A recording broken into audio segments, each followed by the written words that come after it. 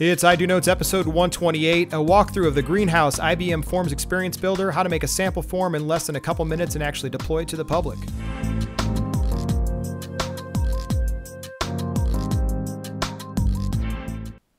Hey everybody, this time we're going to do a quick walkthrough of the actual inside of Lotus Greenhouse. We'll show here on the screen. This one I want to talk about the IBM Forms Experience Builder, something simple, a tutorial that isn't out there that I found. What you're able to do inside of this is build very simple forms that are available to others in the greenhouse or the public. We're going to make a quick one, real easy to show how it is and get it out to the public. So we'll do launch. You're able inside of these to do some simple editing, create some simple forms, to share it out as what you want it to do. So we're going to do a new application. We are going to give the new application a name. This will be our new app test 1. You can give it a description which is required as you see. So this one will be testing for demo, and more options involve what layout that you want it to have. A T layout, reverse, whatever, informational, default. We'll try the T layout, and there's a reason I'm going to pick that. Say create. So what you have is an open area at the top. Then below that, you have a whole bunch of table size things that you can do. Down the left side, you have your palette. What I said we're going to do is a simple form really quick to get it out there to show you how easy it is to actually make forms with this form builder. We'll take text, we'll drag it in. You can see the size of it has a little drag arrow right here. We're going to grab it, we're going to make it the full width. We'll go into the properties it says to change the text, which is interesting. So the properties is right here. Click the properties. Rich text editor pops up and off we go. Here is where we will ask questions. We'll apply. You can do some advanced things. You can give it some orders. You can create some rules when certain conditions are met or hide it when certain other ones won't. And you get in some deep ones. We're just building a simple form, so we'll say, okay, there's the questions. Now what you're able to do next is drop on some choice answers. So let's say we want to do a select one. So there it is, the select one you click on and choose your test. You can make a hint for the question if you need to, and then the specify values. All that's in the properties. So we'll go into the properties. You can make some hover text. The hover text is real simple. Choose one. Down below we have specify value. If you'll notice in the grayed out, we'll jump up and zoom. The specified value is there. There's only one entry. So we'll come back to the box and we'll say this is choice 1. Changes the value.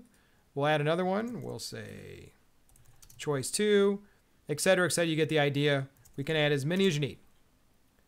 Under the advanced, you'll be able to once again go in and change the labels, some accessibility. You can create some formulas. You can add, you can concatenate, whatever you need to do with it, make some sums. But we're going to make this a simple form. We'll apply, we'll say okay. There they are. So a cool part about this is what if I want to do another question or a multiple choice that had the same thing? I can duplicate. Once I duplicate, there it is, ready to go. I can change what I need. I'll say, and make this one, choose your answer. Choice 1, 2, and 3, I can go in again in properties. I can modify these as I see fit in the properties box. So that's fine. From there, we could put in a whole bunch of things. We can drop in images if we want. We can put in drop-down selections.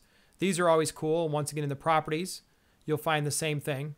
You can change the options, default, how many values, what's saved. So we're going to get rid of that one. Another one that I played with was a good survey. Surveys are good. Would you attend this? Would you not attend this? Will you be there tomorrow at work? Most of you hopefully will. You can navigate. We're making this a very simple one-pager though. And then you can put a thank you text in there. You can actually go in and drop some images directly, or inside of here, we'll go back up to the top inside the properties. You always have the ability to add images from here.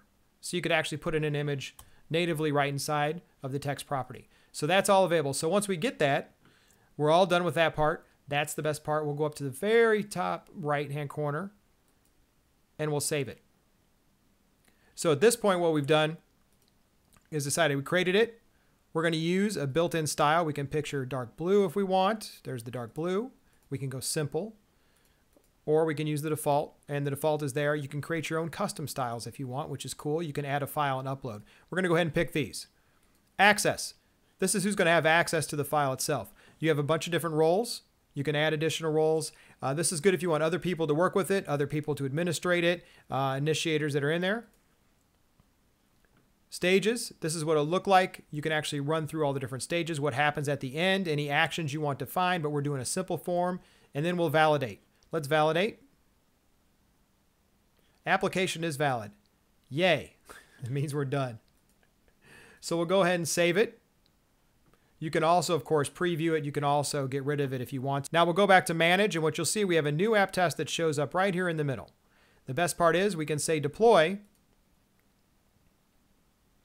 and the deployment settings pop up. We can set a period for this or email notifications. Keep in mind this is using what you've set up inside of Greenhouse. You can delete all previous submissions to reset your data that you want to collect because you can redo it. And when it's not active, you can display a message to people that says, sorry, this will become active on this date, or this form will be active again, or this is already closed. Thank you for trying to work with the form. So it's really good. We'll set the date. You know what? We'll start it today. And for those of you who are going to see this, you maybe want to play around with this. We'll go out a little bit to next year. We'll go to advance and say, thanks for watching. If I spelled it right, this test form is closed. And we'll say start. It's deploying, as you can see in the middle of the screen.